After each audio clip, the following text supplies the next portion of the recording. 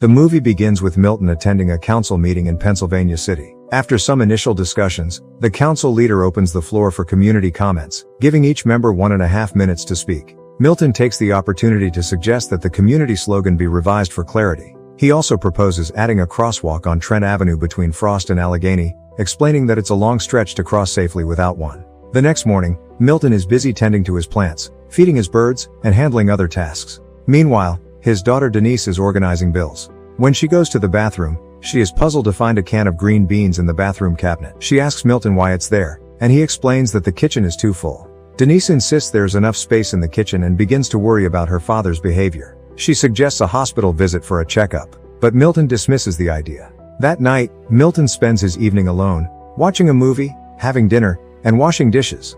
After going to bed, he hears a strange noise outside and discovers that an alien spaceship has crashed in his backyard. He calls emergency services, but the operator thinks it's a prank and tells him to go back to sleep.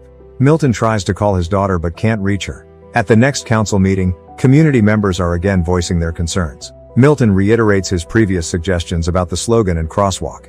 Milton starts feeling increasingly disoriented. One night, while asleep, he hears noises coming from his backyard again. When he investigates, he finds an alien lying on the ground near his door. Unable to reach his daughter, he leaves her a voice memo detailing the spaceship and alien, urging her to call him back because he's scared. At the next council meeting, Milton repeats his comments about the community issues and mentions the UFO crash in his backyard. The council members, however, think he's mentally unwell. After the meeting, Joyce approaches Milton, cautioning him against making such claims as it could undermine the seriousness of their community's concerns. Milton insists he's telling the truth, which frustrates Joyce, leading her to leave in anger. Later, Sandy offers Milton a ride home and asks if she can help with anything. Milton assures her everything is fine, except for the spaceship situation. Upon returning home, Milton sees the alien still lying on the ground. Looking weak, he offers it food and a blanket. The next morning, Milton invites the alien inside for warmth, but it doesn't respond. He brings it inside anyway and offers various foods, but the alien only eats apple slices. Milton then goes to the supermarket and buys a lot of apples. He mentions the spaceship crash to the cashier. Dave gets confused and thinks Milton might be losing his mind. Later, while reading a magazine at home, Milton is shocked to find the alien standing beside him. Realizing it's getting stronger, he shows the alien around the house, explaining how to use various appliances, including the TV remote. The alien remains silent but observes everything Milton does. Gradually, Milton becomes more comfortable with the alien, shedding his initial fear. Denise went to the supermarket to buy some items. Dave, the receptionist, mentioned to her that he noticed some strange behavior from her father. He told her that Milton claimed there was an alien in his backyard. Denise asked if her father was joking, but Dave assured her that Milton seemed quite serious. Frustrated, Denise went to her father's house. She confronted him at the door, reminding him that he was 78 years old and needed a checkup. Milton insisted that he was fine, but Denise argued that only a doctor could confirm that, and she would accept the doctor's assessment. Milton then asked if she received his messages, but Denise explained that her voicemail was full, so she couldn't. At that moment, the phone rang, and Denise told Milton to answer it, reminding him she was in a hurry and would contact him later. Milton answered the phone to find Sandy calling. She explained that she got his number from the phone book and asked if she could use his printer. Although hesitant, Milton eventually agreed. Sandy arrived at Milton's home and was startled to see the alien sitting on the sofa. Shocked, she asked what it was, and Milton reminded her of what he had said at the council meeting. After asking a few questions, Sandy sat on the sofa next to the alien.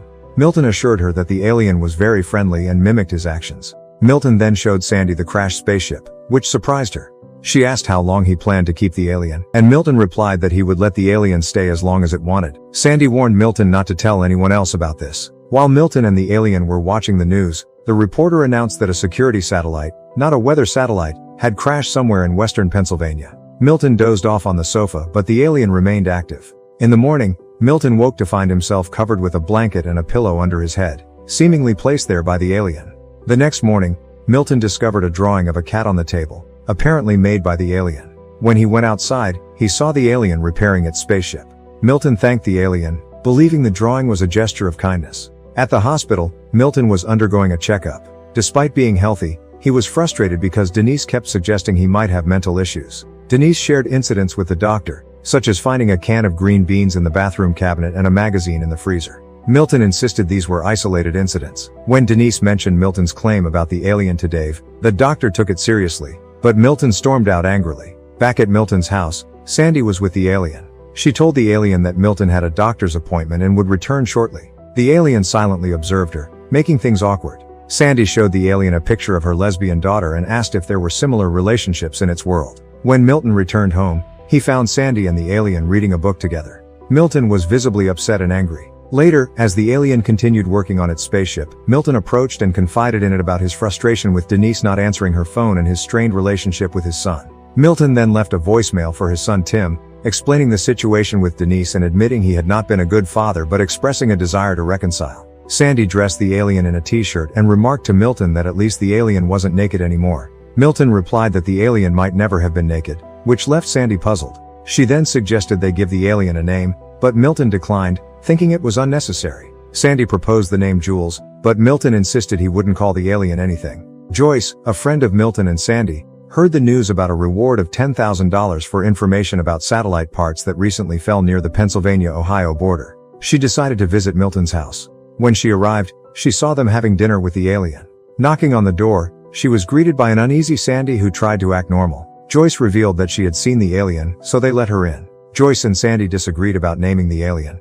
Meanwhile, the alien handed Milton a picture and Joyce suggested that the alien was trying to communicate something, but Milton brushed it off as nothing unusual. The next day, Joyce returned to Milton's house. She called the alien Gray and brought it a new t-shirt, noting that the previous one wasn't appropriate. Joyce then started singing a song for the alien. Meanwhile, Sandy was attacked by a thief in her home.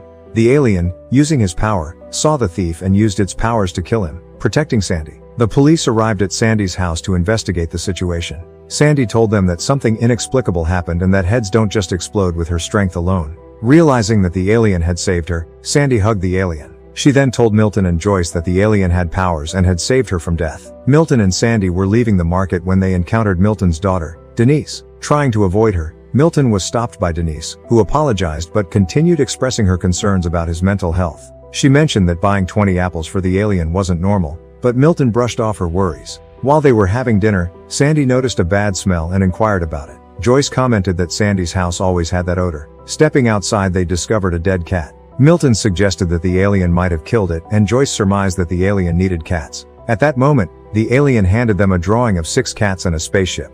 Milton called his daughter, a veterinary doctor, asking if she had any dead cats at her clinic. Confused by his odd request, she kept questioning him, but he told her to forget about it. Milton and Sandy then set out to find more dead cats. Unbeknownst to them, the police were following. Milton confided in Sandy about his worries, but she reassured him to enjoy the rest of his life. Milton and Sandy managed to find 2 dead cats but needed 4 more. Joyce joined the effort and quickly located 3 more. While they were eating, agents knocked on the door. Joyce, recognizing them as government agents, didn't want to open the door, and the agents eventually left when there was no response. Joyce urged them to hurry, fearing the police would discover their activities. Milton suggested using Joyce's old, infirm cat, Henry, which angered Joyce, and she stormed off.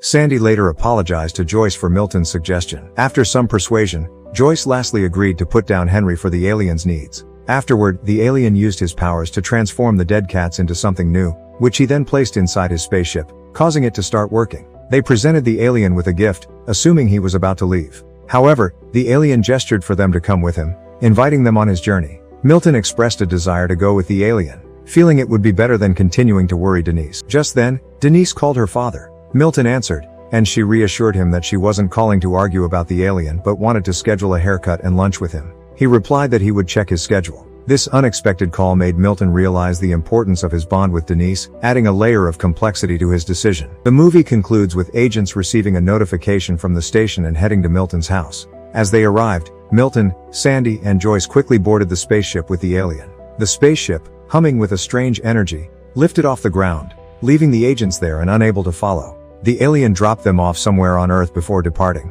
Milton thanked the alien for the journey and the alien left them. Eventually, they returned home, carrying with them the memory of their extraordinary adventure. Joyce wondered if the alien would remember them, and Sandy confidently replied that he wouldn't forget. The experience had bonded them in an unspoken understanding of the vast possibilities of the universe. Later that evening, as Milton sat alone, reflecting on the day's events and the call from Denise, he noticed a light outside, suggesting that the alien had returned. This light, flickering softly in the window, hinted to Milton that the alien had come back. With that, the movie ends. Don't forget to subscribe to our channel. Thanks for watching. See you next time.